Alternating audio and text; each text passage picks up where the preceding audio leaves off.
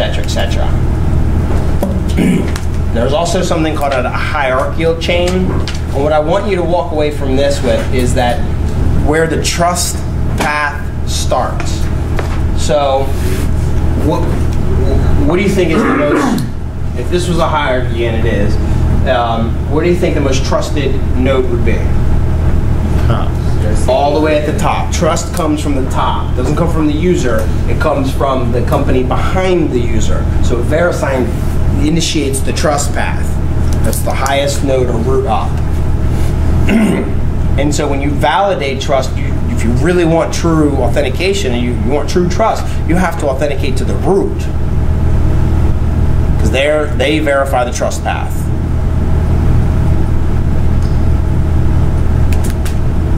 Then you can talk about message integrity.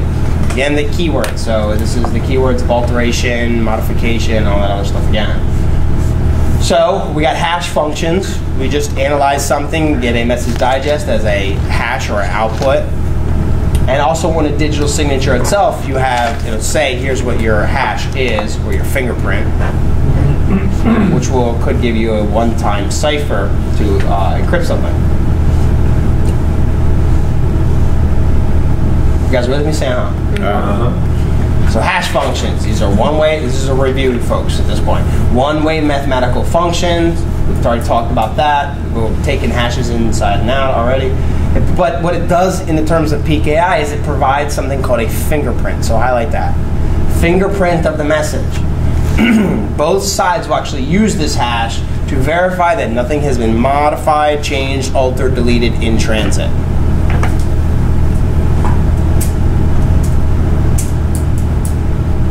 So I hash something, I send it to you, you do the same hash, and if the hash values are equal, then you are verified. If they're not equal, you're not verified. You say creates the hash and runs it against the data. All right, so what that means is we have data, we analyze it, we get a message digest. I send that to you. No, but it sounds like you're creating the hash and then you're running that hash against the data. You're really creating the hash from the data, aren't you? You're creating the hash from the data. Right, but and then so the way it's written is confused me. And then on the other end, you verify the hash against the hash that you create from the data. That's why the way you've got sending system written, it doesn't sound like that's what you're doing. It says you're creating the hash and then you run it against the data. You create the hash from the data, right? That would be technically more accurate. Okay, I just want to make sure I understood it. No, yeah, I don't care how this is worded. I want you to get it. Yeah. So as long as we're playing the same sheet of music here, you're good. Yeah, you have data, you analyze it, get an output. Right. And then this receiving system has to do the same exact thing. They can't reverse it. They can't just make up stuff. They got to do the same thing and just compare notes. Right. Okay. All right.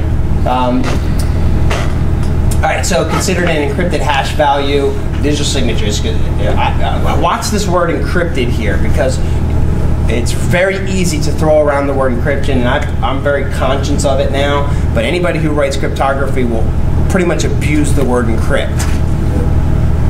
Because what I'm teaching you is that when we see the word encrypt and decrypt, that means confidentiality. And so when you're encrypting a hash value, that's confidentiality, it doesn't add up. So be very, very careful when you see the words encrypt. Do they mean encrypt for confidentiality? Did the author really mean encrypting for confidentiality, or using a hash function and they use the word encrypt very, very lightly? Because it is very easy to crutch on the word encrypt when you write this stuff out. It's hard to actually explain it in true principles, to get your principles to match your words, or vice versa. So in this case, we're talking about, you don't really encrypt a hash. So I don't like that word. So cross it off. No encryption with hashes. Encrypting is for confidentiality, not for integrity. You can run a hash function or perform a one-way mathematical function to get a message digest as a result. That's probably a better way of looking at it.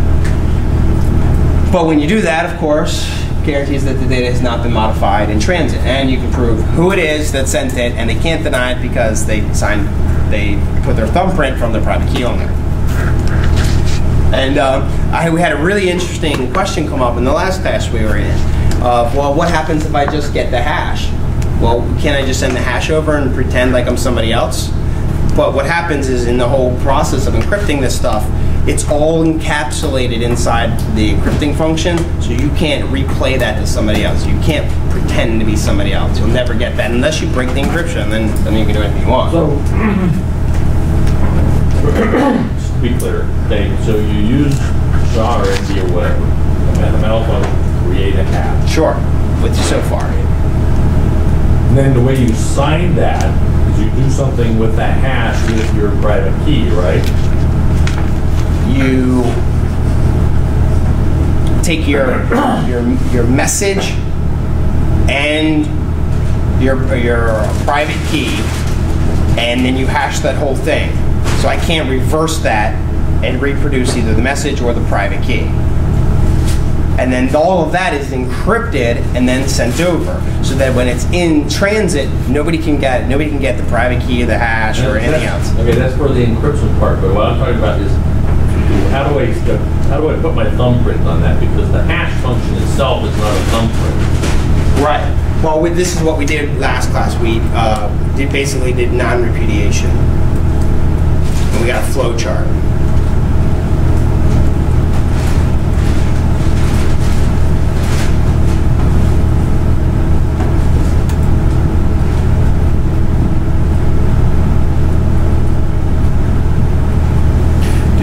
Here it is. This is the one we used. So this breaks out the signing and verification. You might want to look on the other one. Okay, so this says you have to, in fact, encrypt the hash using your private keys, right? So the only way the hash can be decrypted is by using the public key, right? And then they verify the hash against the message to make sure nothing's been changed. Right. It says but that's the way you put the thumbprint on it, is by, in fact, encrypting the hash. Right, so that when it's in transit, you can't see it. Right. Well, it's so that they verify that I'm the one that did it. Right. So I use my private key to encrypt the hash. Right. that nobody can decrypt because it. it's my private. No.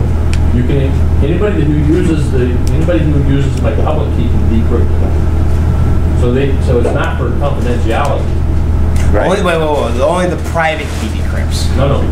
The private key encrypts. In this case. Well, we're talking about signing and encrypting. We're talking about encrypting or decrypting or signing and verifying. Right. No, I understand. Right. So, but in order to put my thumbprint on this message, right? What it says, encrypt hash. As using the signer's private key, and that is in fact what happens. I encrypt the hash using my private key. Okay, I'm the only person that can do that. Right. Because I'm the only person that has my private key. Right. Right. Anybody can go and look and pull my public key and can decrypt that and then verify that I'm the guy that sent that message. Well, no, because that's not a signature. The data and the hash. What's in the? You're saying the data contains the data and the digital signature? Now the signature is the fact that I encrypted the hash with my digital. Because according to this, the digital signature is the signature, the encrypted signature, and the certificate that attaches to it. Yeah, right. The certificate create. But see, the certificate is it's the combination then that is the digital signature. Right. Yeah, the certificate is just certifying. Basically tells you how to get the public key so you can decrypt it. Well, it sends a public key. If you put your certificate on public key will be on it, yes. Well, here's the signer's public key. Yeah, but he can pull it. You can attach your certificate in your message, and that way you don't have to go off to a directory to find the public key so you can verify it. Well, and it's not. It doesn't look quite right because it's got data and signature. Over here, where you digitally sign the data, it is signature and certificate. On the right, it's signature and data. Okay, forget the certificate because you can get the public. You can get whoever's public key somewhere else. Right. So cover the certificate up, and on the right side, you get the message, and you're using the public key. Right. To decrypt it, and that gives you the hash value. Then what you do the other side is you compare them. But this decryption occurs up here, doesn't it? The certificate is just information about where I got it. Right, I understand. I'm talking about the decryption piece. The decryption should be occurring up here because both of these are encrypted. the data and the signature have been combined. No, the data that's and not true. The data is not encrypted. The message itself is not encrypted. All I'm doing is I'm doing a hash of the message. Okay. And then I'm encrypting the hash. That becomes my signature because that's encrypted with my private key. Okay. What they're not showing is the data is actually a part of this. Okay, so you attach, so you take the certificate and the signature, you attach it to the data, and that's what you send. The data has not been modified at this point. Right. So the only thing that's been encrypted is the hash. The only thing that's encrypted You is have to use the recipient's public key for that other piece. That's what you're... That's what you would have to, in order to encrypt this, you would have to use the recipient's public key. Right, which is why it's hard to use the words encryption. We're talking about signing and verified and then true encrypting and decrypting. Continue, this is good. So now I get the message, I get the data and the certificate and the signature, right? So now I take the signature and I decrypt the signature, and now I've got the hash. I take the data and I hash the data, and I compare the two to make sure they're that's the I part, the integrity. Right. So that's the integrity part. Right. The integrity of the data, because we're signing and verifying the integrity of the data. And the non-repudiation part comes in the fact that that this signature can only be created by me because it can be decrypted with my public key, and it can only be decrypted with my public key. Can't be decrypted with anybody else's public key. It can only be decrypted with my public key. Signers. Which means that I am the only person who can sign that. Signer or sender's public key. Yeah. Good. Okay. Good. Are we learning? That's why I love the discussion format. Exactly that reason right there. So you know, I understand your issue with the encryption part, but in fact, you are in fact encrypting the hash, but that's the only thing you're encrypting, right? It's kind of the exception to the rule. The data. Right. Right, because then you'd have to use the recipient's public key. Right. You can both sign and encrypt the message, but you have to use your private key to encrypt the signature or encrypt the hash, and the recipient's private or public key to encrypt the data. Right. And that's the reason why this is integrity-based, meaning that they're not concerned with whether or not because anybody who were to intercept that can look at it, as long as they didn't change it. Right. Again, integrity versus confidentiality. So it's not encrypted, so it's not confidential, but it's got a thumbprint basically on it, so you can have authentication and not repudiation, because there's only one person who could have possibly encrypted but that. There's nothing about this process here that's going to keep you from being able to see what the data is. Well, that's right, but your data is still good to go.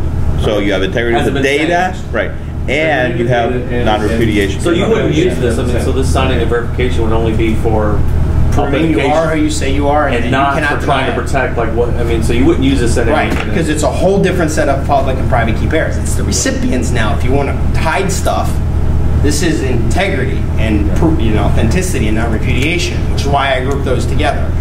Versus adding true confidentiality to the actual message in the data. Now I need the receivers. I got to tie in something or something else. So if you look at your email options when you want to send a message, you have signing, or we have two options. You can sign, or you can encrypt, or you can do both. You can sign and encrypt. None, both, or one or the other. Right? Yes. All right. And so that's why. So it looks like we've knocked this out of the park at this point. Definitely a little bit beyond the scope of where you need to be. But again, I want you guys to understand this stuff so that it actually makes sense. Well, and you think through it. Yeah. Although you learn it, but I think if you know it that well, then then now all of a sudden the test questions are easy because you have the ability to think through this. And literally doing a discussion like this once a year will probably keep it fresh. This does get a little bit rusty, and it's like you got it in your head, and then it's like you go to the point where just give me the diagrams so I can verify the things that I know. So diagrams help. I don't know how many times I've been through this, and every time you're not alone there. I mean, that's why I tell you guys I'll do it over and over and over and over again. Do you guys want to eat lunch now, or are you going to do a couple more? It's a little early, but it's better than being a little late. Yeah, we can keep going. Do the DSS. We can vote. All right, raise your hand for lunch now. Right. Raise your hand for lunch later. For those who don't care. This is okay. So Looks like 3-3 lunch and now 3-3-1. wins. All right. How'd you vote? I don't. I'm a none of the above. That's what I want.